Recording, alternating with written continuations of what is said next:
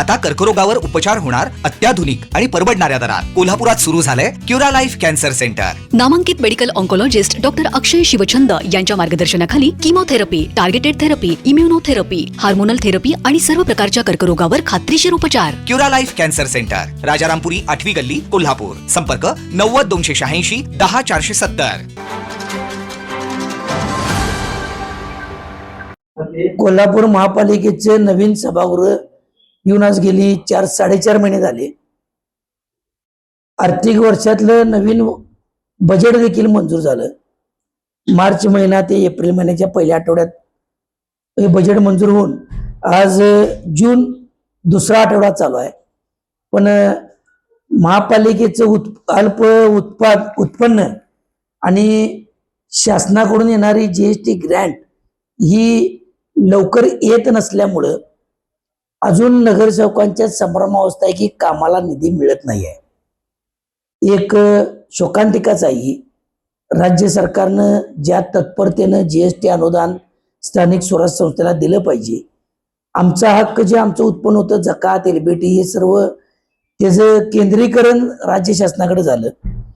याचा तोटा असा होतोय, स्थानिक स्वराज्य संस्था लाईट, दिवा, बत्ती, स्वच्छता, रस्ते, कचरा हे जर रोजच्या रोज त्यांना नगरसेवक नगरसेविकांना नागरिकांच्या सामोरं जावं लागतं त्या प्रश्नांचा करता, आणि त्यामुळे त्यांना बजेटची उपलब्धता तात्काळ लागते।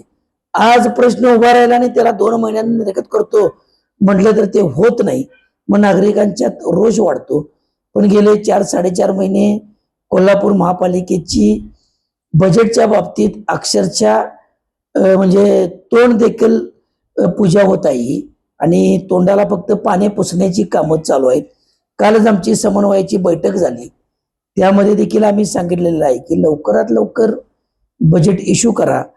आयुक्त साहेब सांगत होते की वार्षिक आमच्या समोर इतके इतके कर्जाचे हप्ते द्यायचे आहेत, इतके इतके प्रकल्पाचा स्वनिधी द्यायचा आहे। पण आम्ही म्हणजे सर्व सत्ताधारी असतील किंवा आम्ही एकत्र सांगितलं की तुम्हाला नगरसेवकांना बजेट हे द्यावंच लागेल, पण त्यांच्या तिजोरीतच पैसे कमी आहेत। त्याकरता राज्य शासनाकडनं जीएसटी ग्रँट आत्ता जी रेग्युलर चालू आहे ती वाढून आलीच पाहिजे। आमचा काँग्रेस आघाडीचा हट्ट आहे।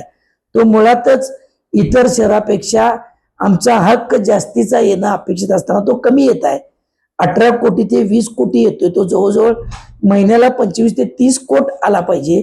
म्हणजे वार्षिक त्यात 100 ते 150 कोटीची वाढ झाली पाहिजे, तरच सर्वांची कामं वर्षभर नीटपणे मार्गी लागतील।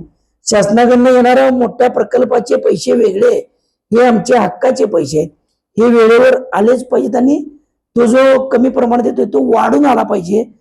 मागच्या आठवड्यात गोविंदराज साहेब आले, नगर विकासचे अवर सचिव, त्यांच्याकडे देखील आम्ही मागणी दिल्या। बजेट मिटिंगला सुद्धा आम्ही मांडले आणि राज्य शासनाकडे सुद्धा पाठवले, पण त्याची अंमलबजावणी होत नाही। ती लवकरात लवकर झाली तरच कोल्हापूरच्या शहरामध्ये सर्व नगरसेवकांना नागरिकांच्या समाधान लायक काम करण्याला अधिकार मिळेल आणि आनंद मिळेल कामाचा, नाहीतर कामाचं रडगाणं असंच चालू राहणार आहे। त्याचबरोबर साहेब याला जोडून काल महापौर मॅडमांनी बैठक घेतली, त्यांनी त्यावेळी एक वक्तव्य केलं की नगरसेवकांनी एकत्र हे सर्व जर व्हायचं असेल, महापालिकेची आर्थिक स्थिती सुधारायची असेल किंवा जे काही गंभीर प्रश्न आहेत ते सुटायचे असतील, तर नगरसेवकांनी एकत्र येणं गरजेचं आहे, असं एक त्यांनी वक्तव्य केलं। त्याबद्दल काय नाही, उत्पन्न वाढीसाठी सगळेजण एकत्रच आहे, काय अडचण नाही। काल आम्ही समन्वय बैठकीत तेच सांगितले, प्रशासनानं उत्पन्नाचे वाढीचे स्तोत्र काय ते सांगावे आणि विभाग वाईज आम्ही तर मी आणि इंद्रजित मोंद्रेंनी मांडले, तुम्ही आम्ही देखील तुम्हाला विभाग वाईज आमची काहीतरी मतं देतो। आम्हाला देखील दिसतं काम करताना किंवा आमच्या पार्टीत चर्चा करताना आम्हाला देखील सदस्य सुचवतात, काही नागरिक आम्हाला भेटतात, त्यावेळी आम्हाला देखील आकलन झालेलं असतं, त्यांना आम्ही देखील सांगतो, पण त्याच्यावर अंमलबजावणी करा, ऐकून सोडू नका। उत्पन्न वाढलंच पाहिजे। उत्पन्न वाढीचे प्रस्ताव काय आहेत त्याच्यावर नागरिकांना जास्त आहार मन होता पारंपरिक पद्धतीचे विषय सोडून आता वाढलेले नागरीकरण यातनं उत्पन्न वाढीचे प्रस्ताव आणा, आम्ही देखील तुम्हाला सुचवतो। त्यासाठीची पण बैठक एकत्रित घ्यायची ठरले, त्यामध्ये आम्ही सगळी एकत्र राहून काम करू, त्यात कसलंही उजवड आव्हान नसणार आहे। ताज्या घडामोडी पाहण्यासाठी माझा महाराष्ट्र न्यूजला आजच सबस्क्राईब करा।